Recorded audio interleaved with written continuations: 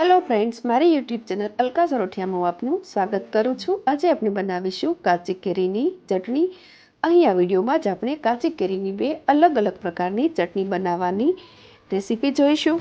મિત્રો, રેસીપી શરૂ કરતાં પહેલાં કાચી કેરીની ચટણી બનાવવાની મારી આ રીત સારી લાગે તો લાઇક કરજો, શેર કરજો અને અપડેટ્સ માટે મારી ચેનલને જરૂરથી સબસ્ક્રાઈબ કરી લેજો. કાંદા કેરીની ચટણી બનાવવા માટે મેઇન ઇન્ગ્રેડિયન્ટ્સ છે કેરી. મેં અહીં 200 ગ્રામ કેરી લીધી છે, 100 ગ્રામ કાંદા અને સાથે 7થી 8 નંગ લીલા મરચાં, 1 ઇંચ જેટલું આદું, અડધો કપ ધાણા અને અડધો કપ ફુદીના લીધા છે.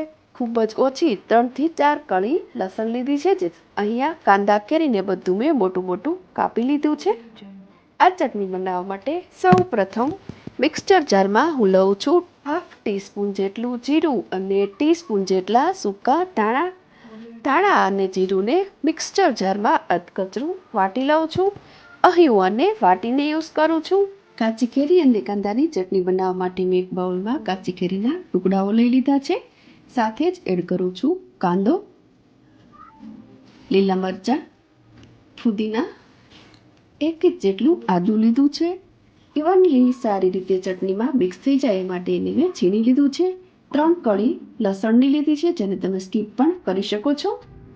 ટીસ્પૂન મીઠું, 3 ટીસ્પૂન જેટલી ખાંડ એડ કરું છું. અહીં કેરીની ખટાશ સાથે ખાંડનો સ્વીટ સ્વાદ ખૂબ જ સરસ લાગે છે, માટે ખાંડની ક્વોન્ટિટી પ્લસ માઇનસ કરી શકાય. હવે વાટેલા ધાણા જીરું એડ કરી દઉં છું. બારીક કાપેલા કોથમીર. અહીં ટેમ્પટિંગ લુક તેમજ સરસ ટેસ્ટ માટે આ બધું સારી રીતે મિક્સ કરવા માટે આને હું એક મોટા બાઉલમાં ટ્રાન્સફર કરી લઉં છું. હવે આ ચટણીને અધકચરી વાટીને તૈયાર કરવાની છે, માટે આને થોડી મિક્સર જારમાં લઈ વાટી અને તૈયાર કરીશું.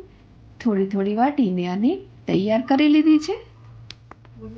આ રીતે અધકચરી જારને વાટવાની છે. અહીં કાચી કેરી અને કાંદાની ચટણી ઓલમોસ્ટ બનીને તૈયાર છે. હવે આપણે કાચી કેરીની ચટણી બનાવવાની બીજી રીત જોઈ લઈએ. એ માટે એક બાઉલમાં મેં 200 ગ્રામ કાચી કેરીઓ લીધી છે. સાથે એડ કરું છું 7-8 કળીઓ લસણની. હવે તેમાં એડ કરું છું 2 ટેબલસ્પૂન જેટલું સૂકું કોપરું એટલે કે ડેસિકેટેડ કોકોનટ. હવે એડ કરું છું 2 ટેબલસ્પૂન જેટલું ગોળ.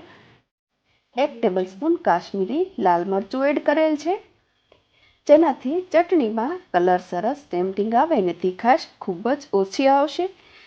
ટીસ્પૂન મીઠું, 2 ટીસ્પૂન ધાણા જીરું પાવડર એડ કરું છું. ટીસ્પૂન સંચળ પાવડર, જે આ ચટણીને સરસ ચટપટો સ્વાદ આપે છે. હવે આ બધું સારી રીતે મિક્સ કરીશું.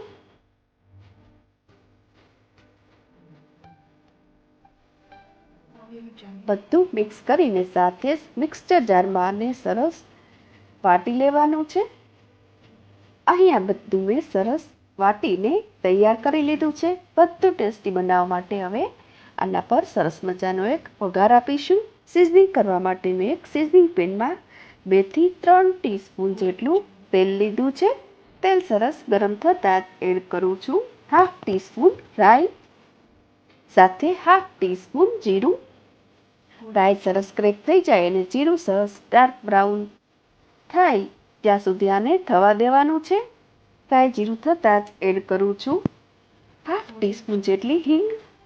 હવે આ બધું પીસેલી ચટણી પર રેડીશું. આને સારી રીતે મિક્સ કરી લેવાનું છે. અહીં આ બંને પ્રકારની ચટણીઓ બનીને તૈયાર છે, જેને તમે રોટલી, પૂરી, પરાઠા કે ભાખરી સાથે સર્વ કરી શકો છો.